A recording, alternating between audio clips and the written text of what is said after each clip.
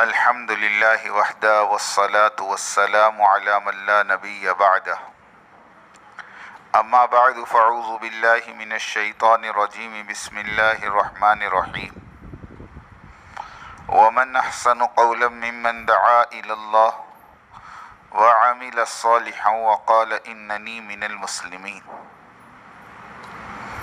सदक़ल्लाहु मौलाना अज़ीम। मोहतरमा दीन इमार बहनों, देखो, बैठने का हक़ अदा करोगी, अल्लाह सुनने की तौफीक देंगे, और सुनने का हक़ अदा करोगी, अल्लाह अमल की तौफीक देंगे। बैठने का हक़ ये है कि अदब के साथ और तलब के साथ बैठें। मेरी तमाम बहनों से गुजारिश है कि अपने चेहरे को स्पीकर की तरफ कर लें, पूरे ध्यान के साथ बात को सुनने की मशक की जाए। आपस की बातें बिल्कुल ना हो, और जिनके गोद में बच्चे हैं वो मजलिस के किनारे पर बैठा करें।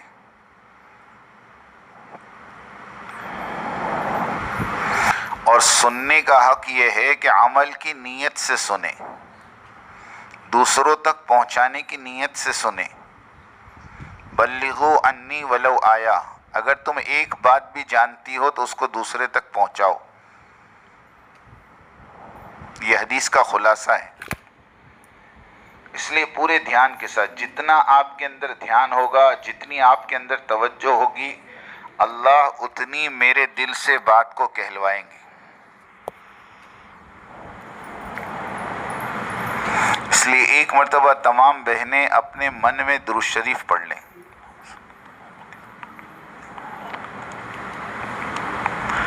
मेरी दीनी माँ और बहनों, देखो, अल्लाह रब्बुल इज़्ज़त ने मुझे और आपको एक मुख्तसर से वक्त के लिए दुनिया में भेजा है। हमारे दुनिया में आना एक मुख्तसर से वक्फे के लिए है। किसी की ज़िंदगी 60 साल, 70 साल, 80 साल, और ज़्यादा से ज़्यादा कोई हो तो 100 साल। उससे ज़्यादा किसी की ज़िंदगी नहीं है। लेकिन अल्लाह रब्बुल इज़्ज़त ने मुझे और आपको ये ज़िंदगी गुजारने के लिए नहीं दी है, बल्कि हमें और आपको ये ज़िंदगी बनाने के लिए दी है। ध्यान से सुनना मेरी बात। हमारी ज़िंदगी गुजारने के लिए नहीं है कि खाओ पियो मज़े करो, ज़िंदगी गुजर गई, मौत आ गई। ना ना ना ना ना। अल्लाह ने खुद कुरान पाक में मुझे और आपको समझाया, अफ़हसिब्तुम अन्नमा खलक़नाकुम अबसा, क्या तुमने ये गुमान कर लिया है कि हमने तुमको यूं ही बेकार पैदा किया है। व अन्नकुम इलैना ला तुरजऊन, क्या आप हमारी तरफ लौटाए नहीं जाओगे। दूसरी जगह फरमाया, वमा खलक़तुल जिन्ना वल इंसा इल्ला लियअबुदून, और हमने नहीं पैदा किया जिन्नात और इंसानों को मगर अपनी इबादत के लिए। एक जगह अल्लाह मकसद बता रहे हैं और एक जगह अल्लाह मकसद समझा रहे हैं।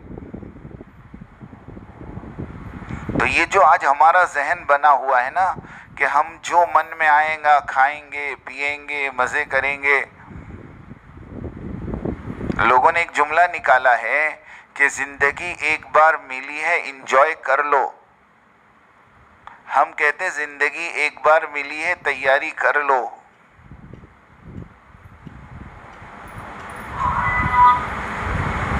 ये हमारे बोले।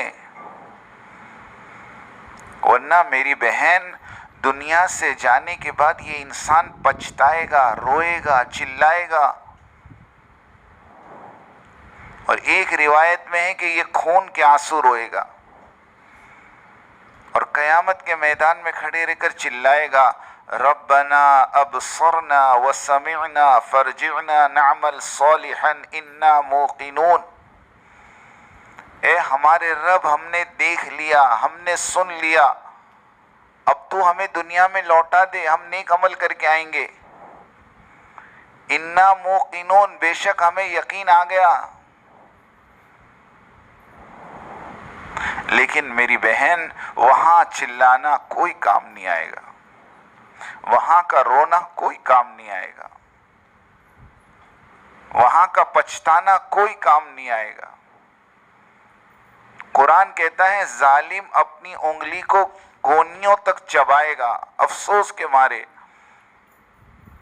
वयौम यअज़्ज़ु ज़ालिमु अला यदैहि यक़ूलु या लैतनी इत्तख़ज़्तु मअर रसूल सबीला, और उंगली को चबाता जाएगा और यूं कहेगा हाय अफसोस, मैंने रसूल का रास्ता नहीं पकड़ा।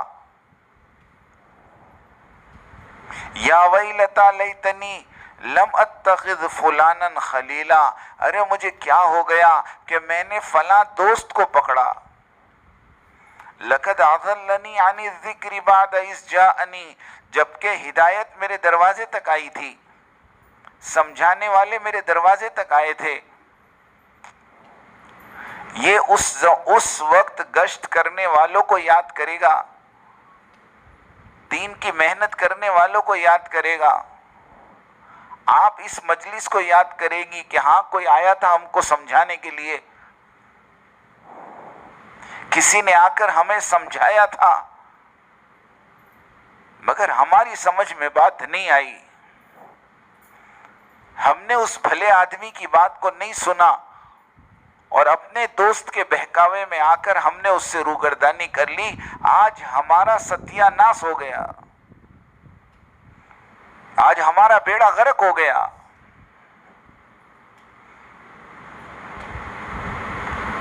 ये जितनी बातें अल्लाह के नबी ने हमें बताई हैं और ये जितनी बातें अल्लाह वाले हमें बता रहे हैं कुरान हदीस की रोशनी में, ये सारी के सारी बातें मेरी बहन हक है, सच है। आपको समझ में आवे तो भी और ना आवे तो भी। मौलाना उमर साहब रहमतुल्लाह अलैह फरमाया करते थे कि इस मेहनत की मिसाल ऐसी है जैसे कि मछेरा मच्छी पकड़ने वाला कांटे के अंदर आटे को फंसाकर समंदर में डालता है, आटे को कांटे में फंसाता है और समंदर में डालता है। जब वो आटा अंदर जाता है तो उस आटे को देखकर सारी मछलियां उसके इर्द गिर्द जमा हो जाती है। वो इसको आटा समझती है और आटा समझकर उस पर मुंह मारने की कोशिश करती है, लेकिन उस मछलियों के अंदर एक बड़ी उम्र की मछली होती है जिसको समझदार मछली कहते हैं, जिसने सारे जमाने देखे होते हैं। ये मौलाना उमर साहब मिसाल दिया करते थे। तो वो बड़ी उम्र की मछली उन तमाम मछलियों को बयान करती है कि देखो ये आटा नहीं है, कांटा है, ये आटा नहीं है, ये आटे के पीछे कांटा है।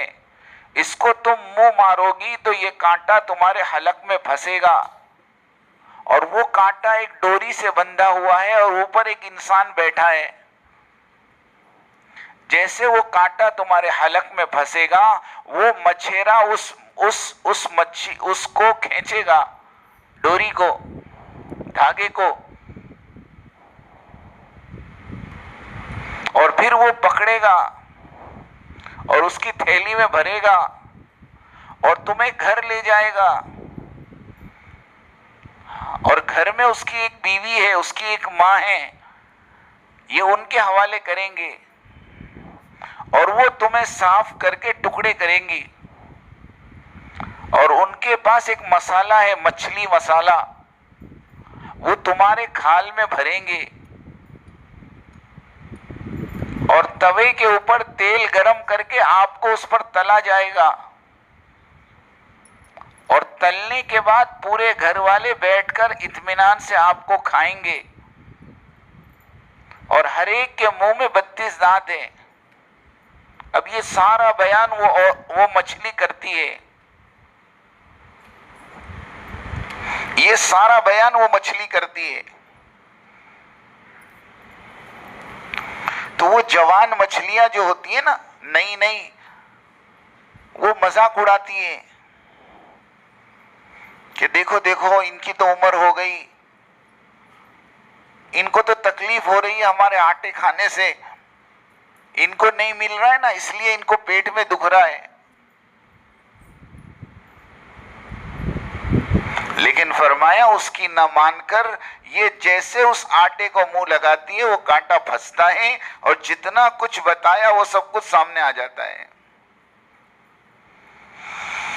ऐसे मेरी दीनी माँ बहनों, हमारे नबी हमें हर चीज बता कर गए हैं।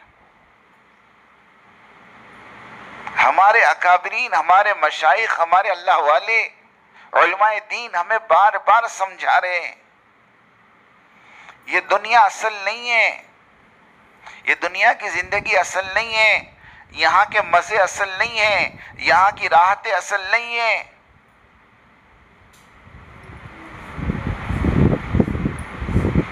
मैं कैसे समझाऊं? बस एक मिसाल देके समझाऊं आपको। जैसे कि आप रात को सोती हो तो आप ख्वाब देखती हो, ख्वाब जिसको हमारी जबान में सपना कहते हैं, और सपने देखने का हक तो सबको है, किसी को मना तो कर नहीं सकते। तो उस ख्वाब के अंदर कोई अच्छी चीज आती है, कोई बुरी चीज आती है, लेकिन उस अच्छी और बुरी चीज का ताल्लुक हकीकत वाली जिंदगी से नहीं होता, वो सिर्फ ख्वाब तक महदूद रहती है। कि एक आदमी ख्वाब देख रहा है, बड़ी तकलीफ में है, बड़ी तकलीफ में है, पुलिस आई उसको उठाकर ले गई और सारे बाजार में मारते हुए ले जा रहे हैं, पूरे बाजार देख रहा है और बड़ी जिल्लत हो रही है और ये रो रहा है, चिल्ला रहा है और डंडे पे डंडे पड़ रहे हैं। और अचानक इसकी बीवी ने इसको उठाया कि उठो, 8 बज गए, नाश्ता कर लो, ऑफिस जाना है। अब जैसे आंख खुली तो वो सारा बाजार खत्म, वो सारी मारपीट खत्म, वो सारी तकलीफ खत्म।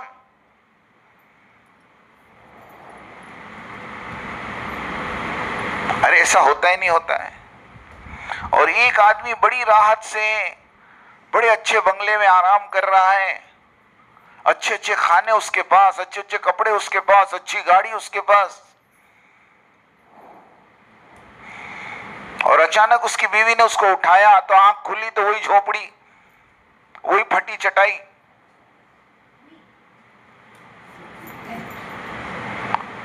तो बिल्कुल इस तरह इस दुनिया का हाल है। मैं एकदम यकीन के साथ कह रहा हूं आपको, यहां की सारी राहतें एक झटके में खत्म और यहां की सारी तकलीफें एक झटके में खत्म। मेरे आपके आका ताजदार मदीना जनाब रसूलुल्लाह सल्लल्लाहु अलैहि वसल्लम का फरमान है कि एक आदमी जो जिंदगी भर राहत में रहा होगा, अल्लाह रब्बुल इज्जत एक डुबकी, एक गोता जहन्नम में लगाएंगे और फिर उससे पूछेंगे, मेरे बंदे तूने कभी राहत देखी, कभी आराम देखा? वो कहेगा, अल्लाह राहत होती क्या है, मैं तो राहत भी भूल गया। राहत की डेफिनेशन नहीं, राहत ही भूल गया। और एक आदमी जिंदगी भर तकलीफ में गुजारा है, जिंदगी भर तंगियों में गुजरी है, लेकिन कल कयामत के दिन अल्लाह ताला एक डुबकी, सुनो, एक डुबकी खाली जन्नत में खिलाएंगे और फिर पूछेंगे कि मेरे बंदे तू तकलीफ को जानता है, तुझे पता है तकलीफ क्या है?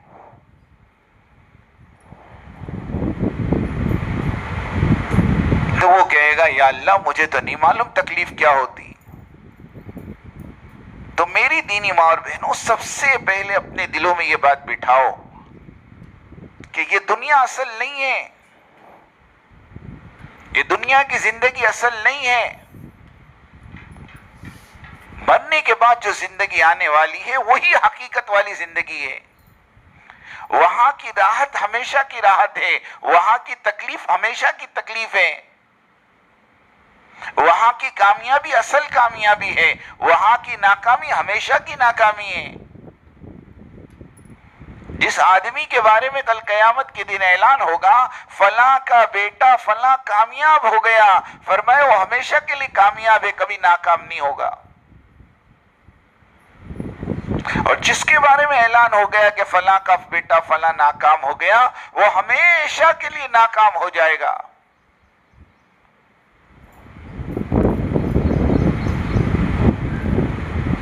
अब वो असल कामयाबी और नाकामी का ताल्लुक किससे है, मैं ये बताऊं आपको। आ जाओ बेटा, इधर बैठ जाओ, इधर आ जाओ, नहीं तो बाहर जाओ, जाओ वहां, चलो अब नहीं आई। मैं ये समझाऊं आपको, वहां की कामयाबी क्या, वहां की नाकामी क्या। फिर आए आप, बंद कर दो दरवाजा, इनको वहां बिठा लो।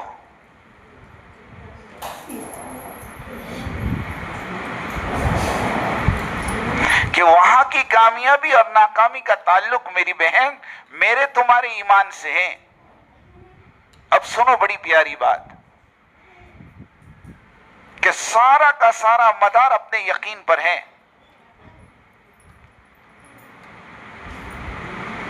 क्योंकि अल्लाह ने दुनिया में भेजने से पहले मुझे और आपको एक सवाल किया था, जिसको कुरान पाक के 9वें पारे में अल्लाह फरमाते हैं, वइज़ अख़ज़ रब्बुका मिन बनी आदम, कि हमने बनी आदम से एक अहद लिया, अलस्तु बिरब्बिकुम, क्या मैं तुम्हारा रब नहीं हूं।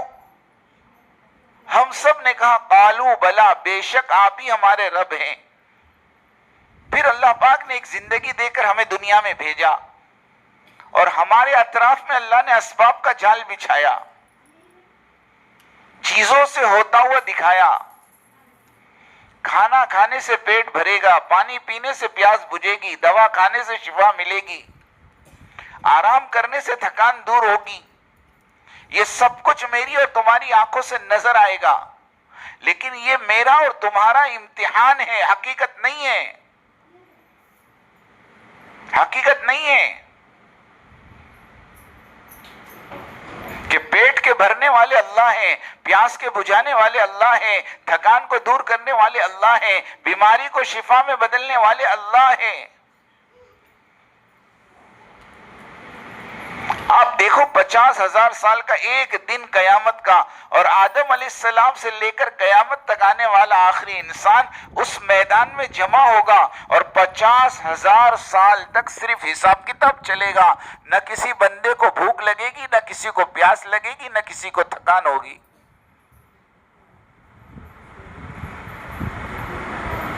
सोचो तो सही, इब्राहिम अलैहिस्सलाम 40 दिन तक आग में हैं, न भूख है न प्यास है। यूनुस अलैहिस्सलाम 40 दिन तक मछली के पेट में हैं, न भूख है न प्यास है।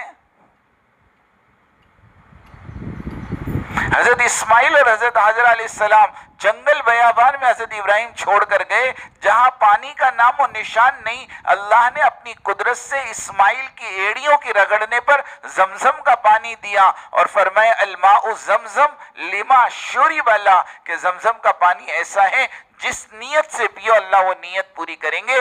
भूखा पिएगा भूख मिटे, प्यासा पिएगा प्यास मिटे, बीमार पिए शिफा मिले, रास्ता भटका हुआ पिए रास्ता पाले।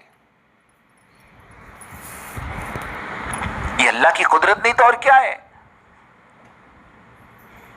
तो अल्लाह रब्बुल इज्जत ने दुनिया में हमें असबाब के जाल में डाला हमारा इम्तिहान लेने के लिए। और जब दुनिया से मैं और आप जाएंगे ना, तो कब्र में अल्लाह सवाल भी सबसे पहले यही करने वाला, मन रब्बुका, बता तेरा रब कौन है। भेजने से पहले पूछा क्या मैं तुम्हारा रब नहीं हूं, और फिर दुनिया की जिंदगी गुजारने के बाद पहला सवाल, मैं बता तेरा रब कौन, तेरा पालने वाला कौन, तेरा खालिक कौन, तेरा राज़िक कौन, तेरा रब कौन। अब क्या समझती हैं आप कि हम दुनिया में याद करके चले जाएंगी, रोजाना 1000 मरतबा पढ़ लेंगी रब्बी अल्लाह रब्बी अल्लाह रब्बी अल्लाह रब्बी अल्लाह, तो कब्र में रब्बी अल्लाह निकल जाएगा? नहीं नहीं नहीं नहीं, बल्कि जिंदगी भर जिसकी मेहनत की होगी कब्र में वही निकलने का। हाँ, क्योंकि जो अंदर भरा होगा वो निकलेगा ना। अफला यअलमु इज़ा बुअसिरा मा फिल कुबूर व हुस्सिला मा फिस सुदूर, कि कब्र में तो अल्लाह दिलों को खोलने वाले हैं। तेरे दिल में क्या भरा है। हाँ, जो दिल में होगा वही कब्र में निकलेगा मेरी बहन। वहां तो जबान बंद हो जाएगी, जबान पे तो मोहर लग जाएगी। आपने दुनिया में एक चीज देखी होगी, आदमी दिन भर जो काम करता है रात को ख्वाब में वही आता है। समझ में आ रही बात? एक आदमी दिन भर धंधा लगाता था और दिन भर आवाज देता था जर्मन जापान चाराना, जर्मन जापान चाराना। हाँ, कहते रात को सोने में भी उसकी जुबान से निकलता था जर्मन जापान चाराना।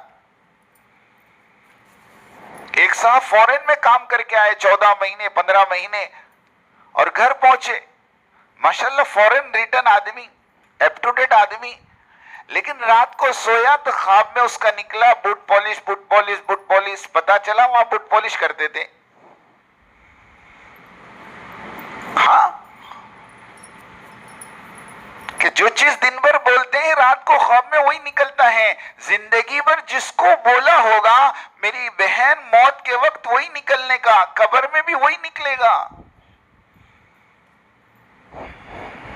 अब ईमानदारी से अपने ईमान का खुद इम्तिहान ले लो। मैं नहीं लेता, आप खुद अपने ईमान का इम्तिहान लो। मेरे दिल में किस बात का यकीन है? मेरा रब कौन? मेरा पालने वाला कौन? मेरी जरूरतों का पूरा करने वाला कौन? जबान से कहना तो बहुत आसान है ना, लेकिन अंदर में जरा झांक के देखो कि दिलों में हमने कितने बुत बनाकर बिठाए हैं।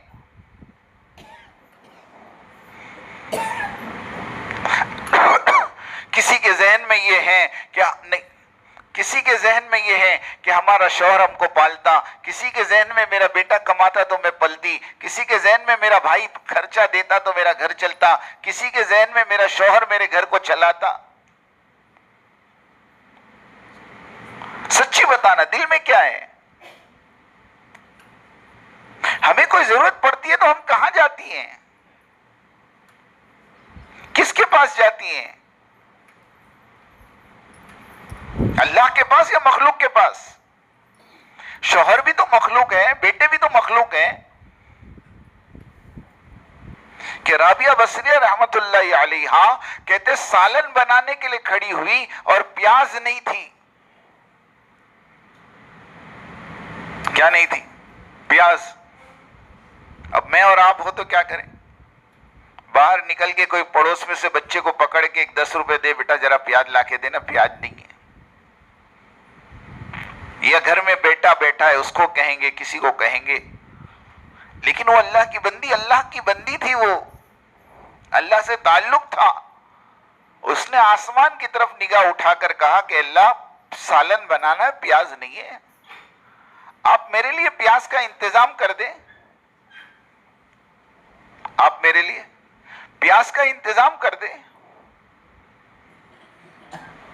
किताबों में लिखा है कि अल्लाह रब्बुल इज्जत ने चील को भेजा और चील के दोनों हाथ में 2 प्याज थे और उन्होंने प्याज को गिराया और सीधे राबिया की गोद में आई। अब बताओ, हमारे एक शहर का किस्सा मैं आपको सुनाऊं, ये तो अभी का लाइव किस्सा है, चंद साल पहले का,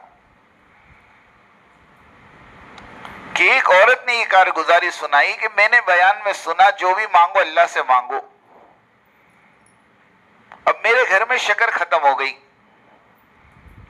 अब आमतौर पे घर पे कोई चीज खत्म हो जाती है, आदमी औरत अपने शौहर को फोन करती है कि जी वो शक्कर खत्म हो गई, आते आते ले आइयो, और शौहर बेचारा ले आता है। लेकिन उस अल्लाह की बंदी ने कारगुजारी सुनाई कि मैंने सुना कि अल्लाह से कहूं तो मैंने उस वक्त तय किया कि अब शक्कर खत्म हो गई है, अब मुझे मेरे शौहर को नहीं कहना, अब मैं क्या करूं? तो वजू करके 2 रकात पढ़ के अल्लाह से कहा कि अल्लाह मुझे ये सबक पढ़ाया गया है कि अपनी जरूरत तेरे सामने रखो, मैं तो तुझसे मांगती हूं कि तू मेरे लिए शक्कर का इंतजाम कर।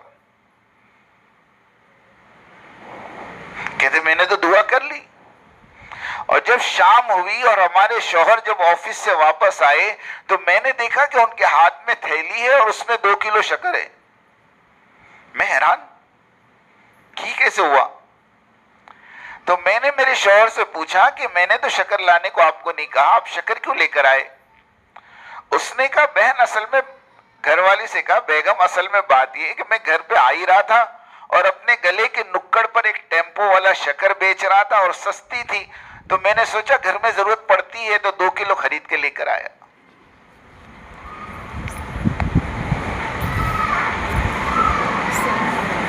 अब ये चीज हमें समझ में नहीं आएगी, हम इसको क्या कहेंगे मालूम? वो तो मौलवी साहब कभी कभी हो जाता है ऐसा। नहीं, कभी कभी नहीं होता। वो तो जिस बंदी का यकीन अल्लाह की जात से जुड़ा होता है, अल्लाह उसके काम बनाते हैं।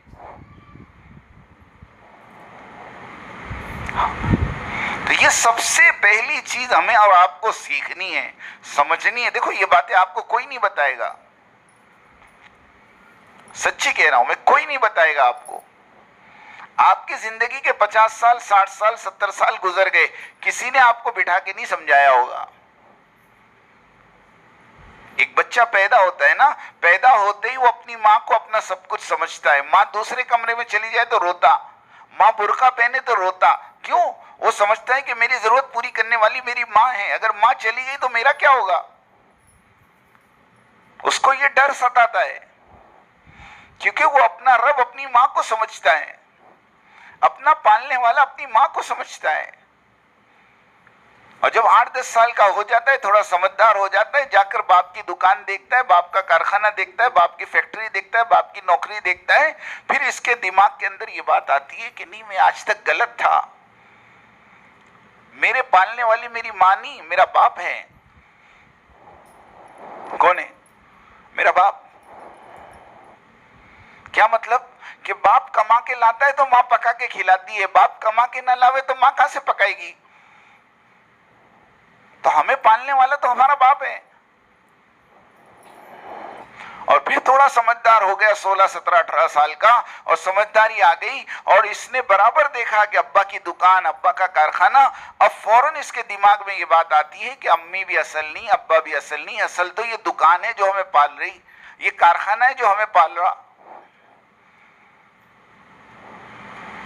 और फिर 25-30 साल का हो जाता और जब कारखाने की चाबी इसके हाथ में आ जाती, दुकान के गल्ले की चाबी इसके हाथ में आ जाती, अब इससे जाके कहो अस्सलाम वालेकुम, आपको चलना है। ओके, मैं नहीं जा सकता। का क्यों?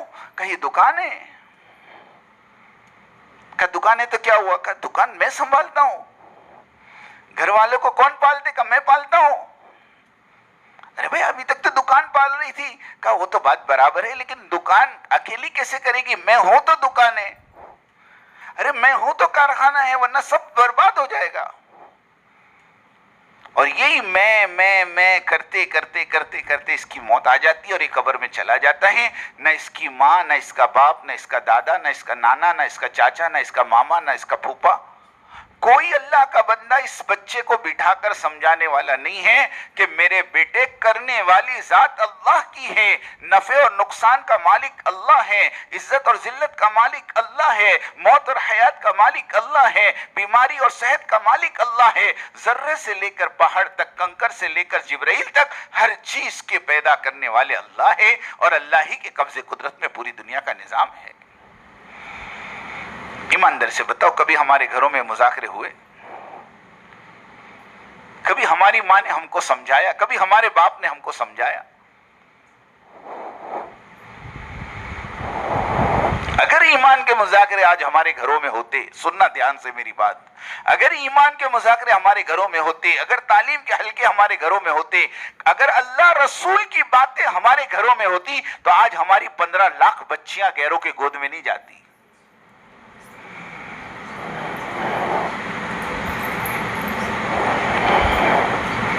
आपके खुद गंगापुर सिटी की कारगुजारियां उठा लो, जितनी बच्चियां गई हैं, मैं तो उनको कम कसूरवार समझता हूं और उनकी माओ को उनसे ज्यादा कसूरवार समझता हूं।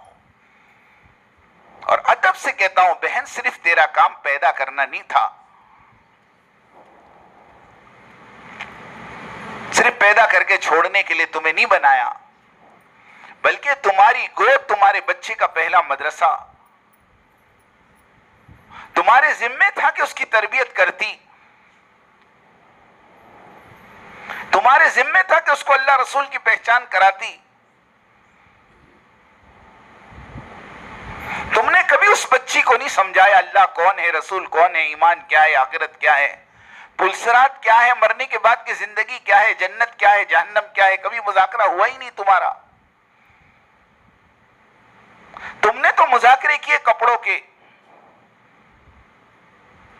और तुमने मुजाकरे किए बर्तनों के, और तुमने मुजाकरे किए सामानों के।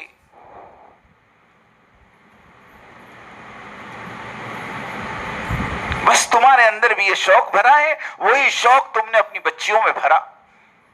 अच्छे से अच्छे कपड़े, अच्छे से अच्छे खाने, अच्छे से अच्छे क्या कहते हैं आइटम, तो उसका अंजाम आपके सामने है। और दुनिया के पढ़ाने की नीयत से और दुनिया में बड़ा बनाने की नीयत से तुमने अपने हाथ से अपनी फूल जैसी बच्चियों को गैरों के हवाले किया। साफ कहता हूं, आज की माओ से बड़ा जालिम आज कोई नहीं है।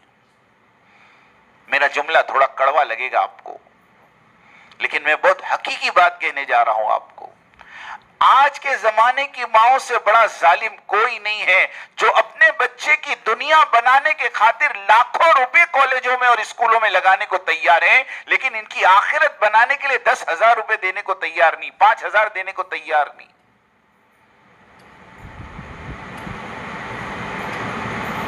15-15 साल कॉलेजों में लग गए, स्कूलों में लग गए, सिर्फ इस उम्मीद पर कि मेरा बच्चा बड़ा आदमी बन जाए, मेरा बच्चा डिग्री होल्डर बन जाए, मेरे बच्चे को अच्छी सैलरी मिल जाए, मेरे बच्चे के पास माल हो, गाड़ी हो, बंगले हो। और ये 60-70 साल की जिंदगी इसकी आफियत के साथ गुजर गए। अरे मेरी बहन, ये 60-70 साल की जिंदगी तो मुकद्दर में थी। जिसके मुकद्दर में मालदार बनना था वो तो बगैर मेहनत के मालदार बन गए, और जिनके मुकद्दर में नहीं था वो सर पीट पीट कर अभी तक वही है। समझ में क्यों नहीं आ रही बात आपके? सुबह में 5 बजे छोटे से 8 साल के फूल जैसे बच्चे को उठाकर, नहला धुलाकर, यूनिफॉर्म पहनाकर, नाश्ता करवाकर, उसके टिफिन में कुछ रखकर, हाथ पकड़कर ककड़ती ठंडी में रोड तक जाती हो बस में बिठाने के लिए, इसलिए कि मेरे बच्चे की दुनिया बन जाए। बताओ, उस बच्चे की आखिरत बनाने के लिए तुमने क्या किया? क्या किया बताओ मुझे आप।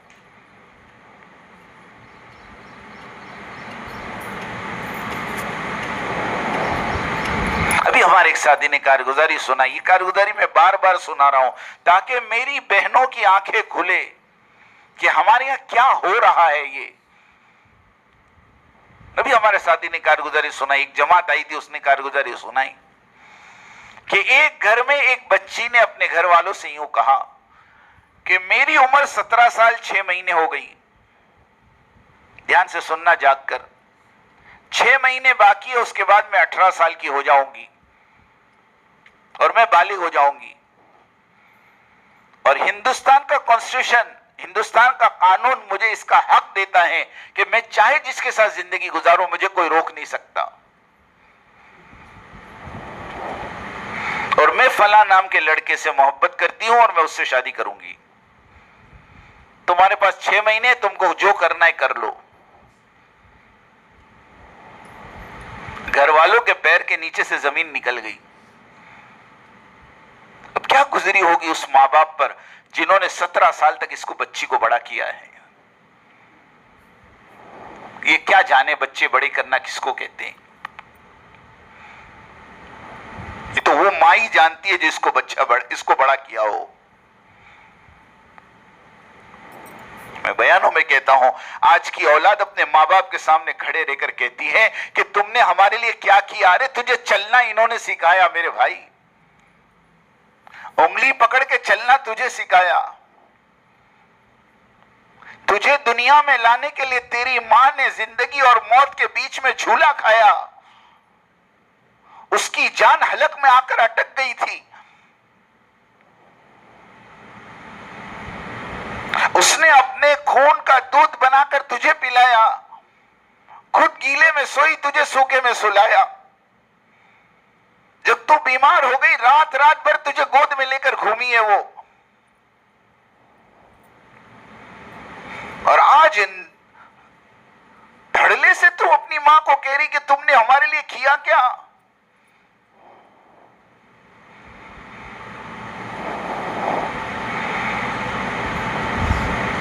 उस लड़की का ये जुमला पूरे खानदान पर बिजली बनकर गिरा,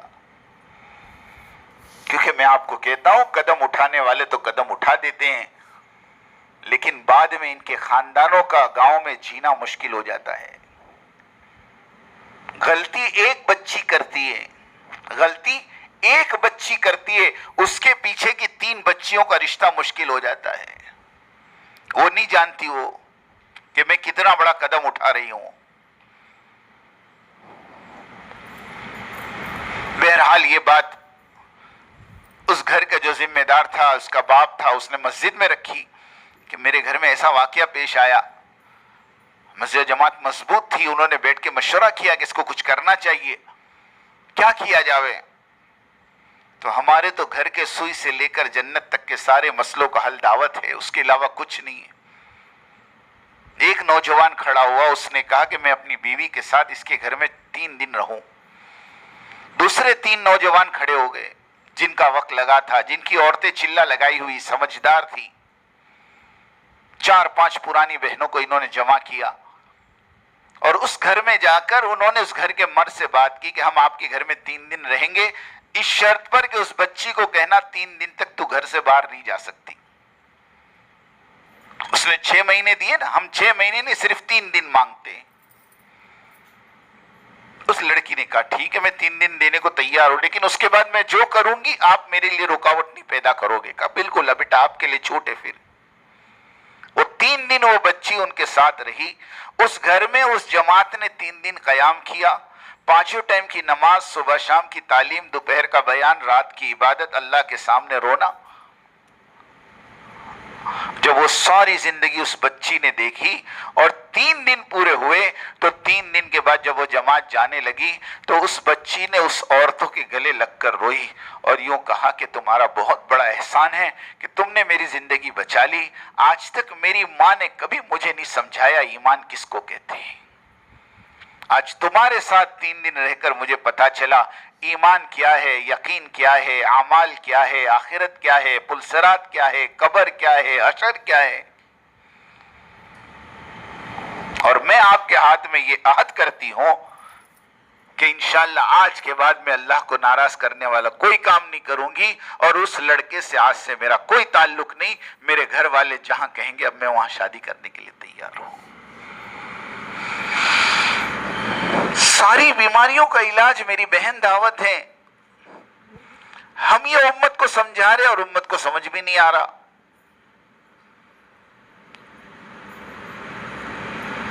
लोग बैठे हुए हैं तबलीग से बदजन करने के लिए लोगों को। हम पूछते हैं इस मेहनत के अलावा कोई और शक्ल है उम्मत के इर्तिदाद को रोकने की, तो चुप हो जाते हैं।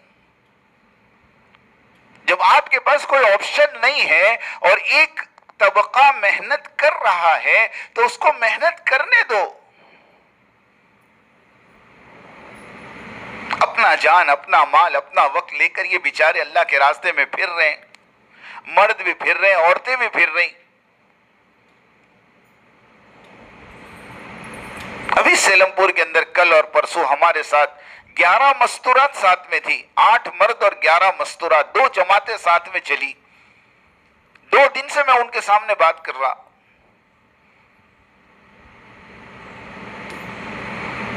ये छोटी छोटी मेहनत इंशाअल्लाह आगे जाके बहुत रंग लाएगी। इसके लिए मेरी बहन, मैं बात इस पे कर रहा था कि कब्र में जाने के बाद सबसे पहला सवाल हमारा ईमान के ताल्लुक से है। उस ईमान को बनाने के लिए अल्लाह ने मुझे और आपको दुनिया में भेजा है।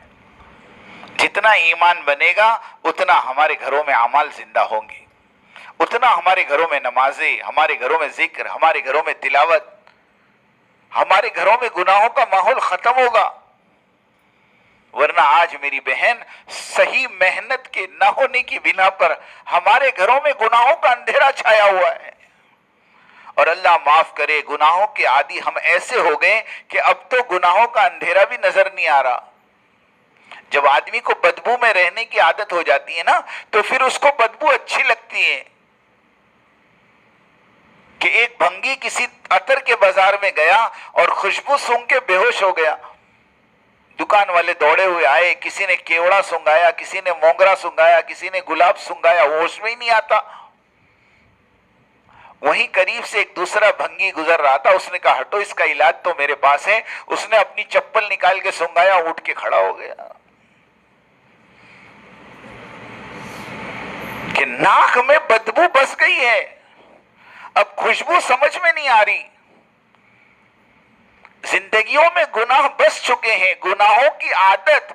अरे गुनाहों की आदत नहीं, उसके आगे का एक स्टेप और है, गुनाहों की मोहब्बत हमारे दिलों में बस गई है।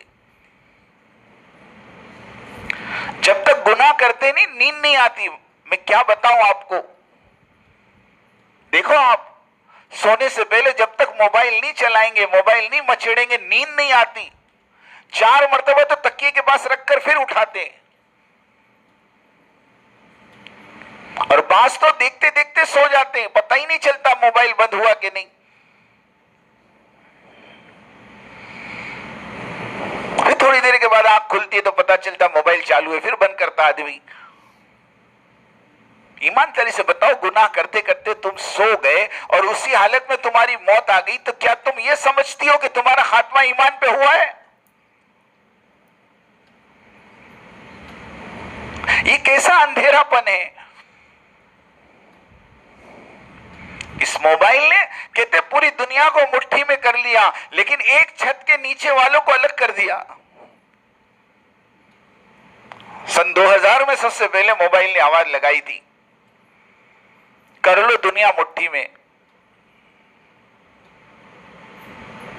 दुनिया तो मुट्ठी में आ गई,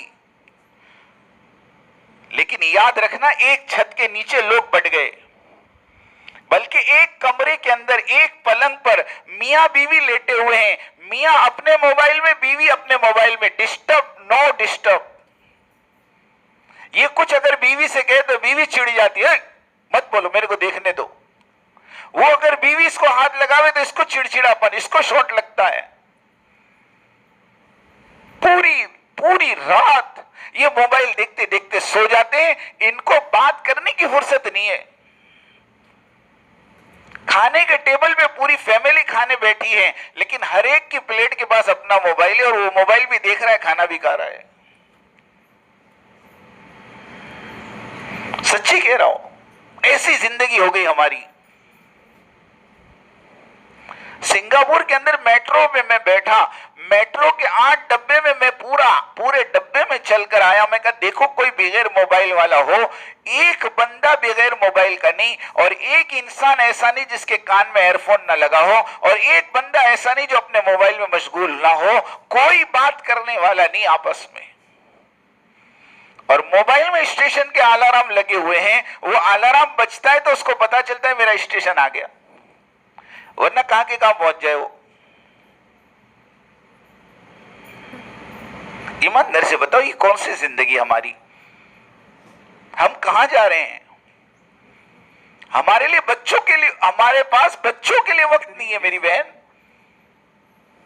एक बच्चे ने पेपर के अंदर ये सवाल का जवाब लिखा, देखो बहुत दर्द वाली बात है। सवाल ये था कि तुम क्या बनना चाहते हो? उसने जवाब में लिखा मैं स्मार्टफोन बनना चाहता हूं। टीचर ने पूछा तूने ये जवाब क्यों लिखा? उसने कहा टीचर अगर मैं स्मार्टफोन बनूंगा तो कम से कम मेरी अम्मी अब्बा मुझे थोड़ा तो टाइम स्पेंड करेंगे। आज मेरे को गोद में लेने वाला कोई नहीं, मेरे सर पे हाथ रखने वाला कोई नहीं। हर बच्चे को मोबाइल पकड़ा दिया। बच्चा रोवे तो बच्चे को मोबाइल पकड़ाओ, कार्टून चालू करके दे दो, बच्चा कार्टून में मस्त, और ये मां अपने इंस्टाग्राम पे मस्त।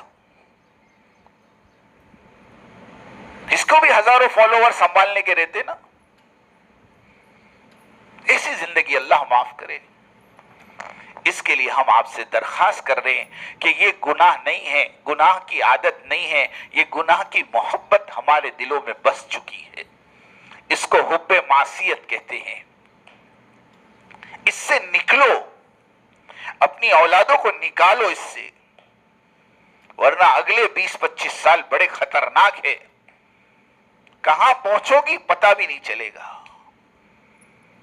इसके लिए हम आपसे कह रहे हैं, देखो 2 काम मैं बता के जा रहा हूं। एक तो अपने घरों में रोजाना मेरी बहन आधा पौना घंटा तालीम करो। बंद करो अपने मोबाइल को, बंद करो दुनिया के सारे कामकाज को, और अपने घर में रोजाना आधा पौना घंटा 5 अमाल के साथ कुरान के हल्के, किताबी तालीम, 6 सिफात का मुज़ाकरा, 6 नंबर पर तश्कील और फिर मशवरा, इन 5 अमाल को तालीम कहते हैं। खाली किताब पढ़ने को तालीम नहीं कहते हैं। हजरत फरमाते नाकिस तालीम है, अधूरी तालीम है, उसके असरात भी नाकिस और अधूरे होंगे। इसके लिए एक तो मेरी बहन घर के सारे अफराद को लेकर बैठो, अपने शौहर के साथ, अपने अब्बा के साथ, अपने भाई के साथ, अपने बेटे के साथ मशवरा करो कि बेटा अपने घर में तालीम होनी चाहिए, बेटा अपने घर में अल्लाह रसूल की बात होनी चाहिए। मशवरा करो, वक्त तय करो, सारे घर वाले बैठो, गोल हल्का लगाकर बैठो, किताब को रिहाल पे रखो, एक हदीस कुरान पाक की पढ़कर कुरान का हल्का ले लो, फिर एक दिन मुंतखब पढ़ो, एक दिन फजाइल अमाल पढ़ो, और फिर 6 नंबर का मुज़ाकरा करो। अल्लाह से बड़ाई, अल्लाह से होने को बोलो, नमाज को बोलो, इल्म को बोलो, जिक्र को बोलो, इकराम को बोलो, इखलास को बोलो, दावत को बोलो। रोजाना बोलने की आदत डालो। बोलना नहीं आता, किताब में लिख लो, कॉपी में लिख लो, पर्चे पे लिख लो, और लिखकर उसको पढ़ना शुरू कर लो।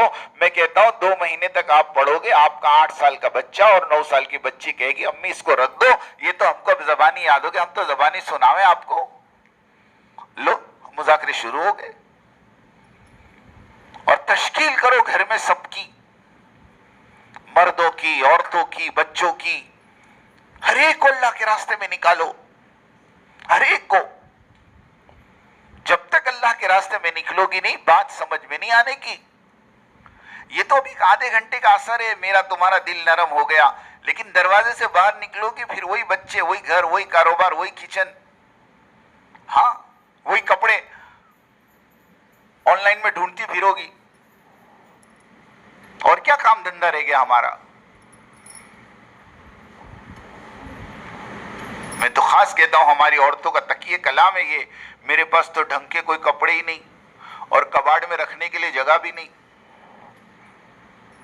पूछो क्या हुआ तो कहा वो तो सब फैशन बदल गए, और वो कपड़ा तो फलां की सगाई में पहनी थी, और वो कपड़ा तो फलां की मंगनी में पहनी थी, और वो कपड़ा तो फलां की बर्थडे में पहनी थी। अब कोई है ही नहीं कपड़े। फिर यही होगा, जब करने के काम नहीं करोगी तो नहीं करने के काम करने पड़ेंगे।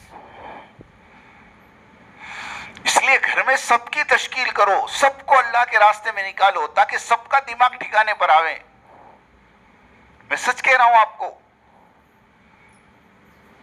हर मर्द का, घर के हर मर्द का हर महीने 3 दिन लगे, हर साल चिल्ला लगे, जिंदगी में एक बार 4 महीने लगे, और घर की हर मस्तूरात का हर तीसरे महीने में 3 दिन लगे, हर साल अशरा लगे, हर तीसरे साल में इसका चिल्ला लगे।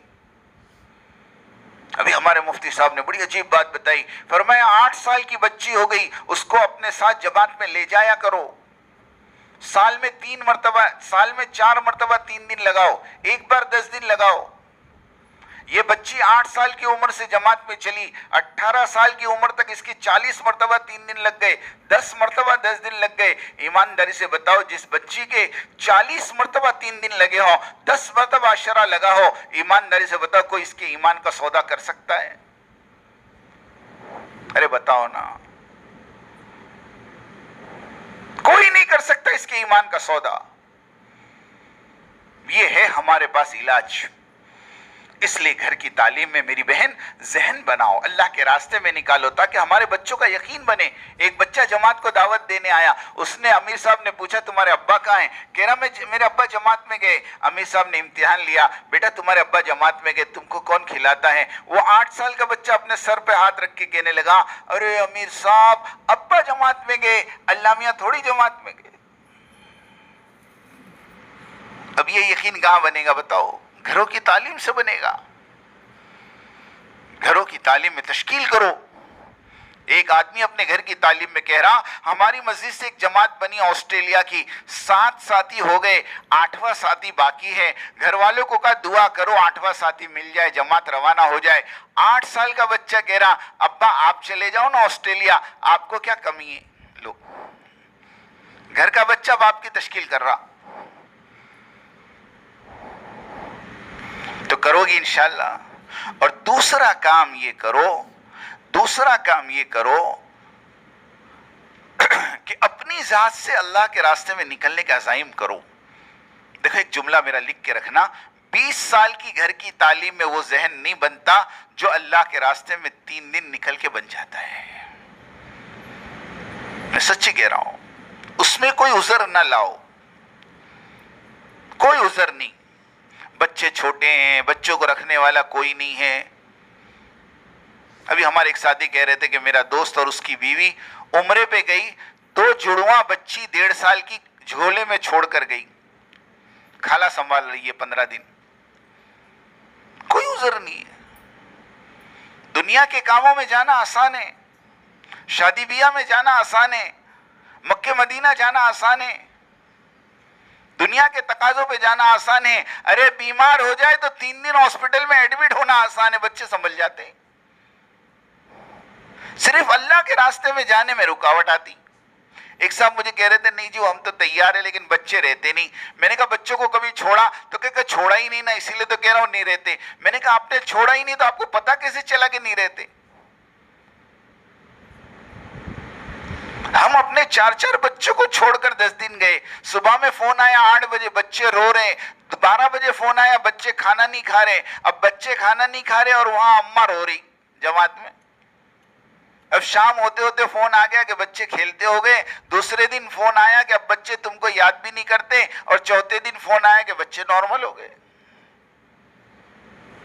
ये तो सिर्फ हमारे तुम्हारे दिमागों की इख्तिरा है कि ये नहीं रहता वो नहीं रहता। और बीमारी भी कोई उज़र नहीं है। अब तो सबको डायबिटीज है ना, सबको ब्लड प्रेशर है, हर घर में एक आध तो मिलेगा आपको। हम घर में दवाई खाती, जमात में जाके दवाई खाएंगी। और घर से ज्यादा आराम तो जमात में मिलता ना, तैयार खाना मिलता, कुछ करना पड़ता जमात में, हर चीज तैयार मिलती। तो घर से ज्यादा आराम तो जमात में है। इसके लिए सारे बहानों को छोड़ो और अभी यहां से नकद जमात 3 दिन की बनाओ कि इंशाअल्लाह हमको ये बात समझ में आई है और हम अपनी आखिरत को बनाना चाहती हैं। इसके लिए इंशाअल्लाह उदय से, आज मंगल बुध है, जुमेरात छोड़ दो, जुम्मा शनिचर इतवार, अभी 3 दिन की जमात बना लो। अब हमारी औरतें क्या बोलेगी मालूम है? हम तो तैयार है, हम तो तैयार है, मगर हमारे मर्द तैयार नहीं है। देखो ये सबसे बड़ा बहाना। मैं कहता हूं दुनिया के हर काम में तुम अब मर्द को तैयार करती हो, तो यहां तैयार करने में कौन मर जाता है तुम्हारा? ईमानदारी से बोलो, किसके लिए तैयार नहीं करती तुम? तुम्हारे कपड़े आ जाते, तुम्हारी ज्वेलरी आ जाती, तुम्हारी चप्पल आ जाती, तुम्हारी चूड़ी आ जाती, सब आ जाता। कैसा मौका देखकर अपने मर्द को बात करना आपको आता, हमें तो नहीं आता। तो जब दुनिया के लिए आप अपने मर्दों को समझा सकती है तो एक 3 दिन के लिए नहीं समझा सकती? आप समझाओ, उनको मनवाओ।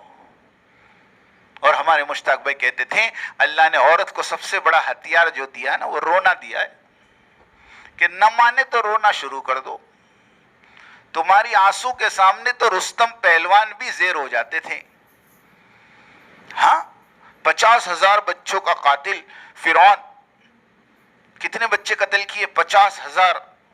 लेकिन जब वो संदूक बाहर निकाला आसिया ने, जो फिरौन की बीवी है, और उसने जब वो संदूक को खोला तो उसमें बच्चा, तो आसिया ने कुर्रतु ऐनी वलक, ये तो मेरी और तेरी आंखों की ठंडक, अल्लाह ने मुझे औलाद नहीं दी, ये देखिए अल्लाह ने औलाद दे दी हमको। तो फिरौन ने कहा ना ना ना ना, यही मुस्सा है, मैं तो इसको मारूंगा। आसिया ने कहा खबरदार, हाथ भी लगाया तो, खबरदार हाथ भी लगाया तो। और उसी मूसा को फिरौन के घर में 30 साल तक आसिया ने पाल के बताया, ना चले किसी की भी। तो ये बहाने तो मेरे सामने ना करो कि हम तैयार है, घर वाले तैयार नहीं। नहीं, घर वालों को आप तैयार करो। शौहर तैयार नहीं होता, बाप को कर लो। अब्बा नहीं तैयार होते, भाई को कर लो। भाई नहीं तैयार होता, बेटे को कर लो। बेटा तैयार नहीं होता, दादा को, नाना को, पोता को, नवासों को, मामा को, चाचा को, भांजे को, भतीरे को। ये 12 नाम आपको बताए, इसमें से किसी एक को तैयार कर लो और इंशाअल्लाह तय करो कि जमात तो इंशाअल्लाह बनानी है। अब आपस में देखो, 10 मिनट का आपको वक्त देते हैं, जल्दी से काम पूरा करके हमें एक पर्चा बनाकर भेजो जिसमें नकद नाम हो, इधर उधर के नाम ना लिखो।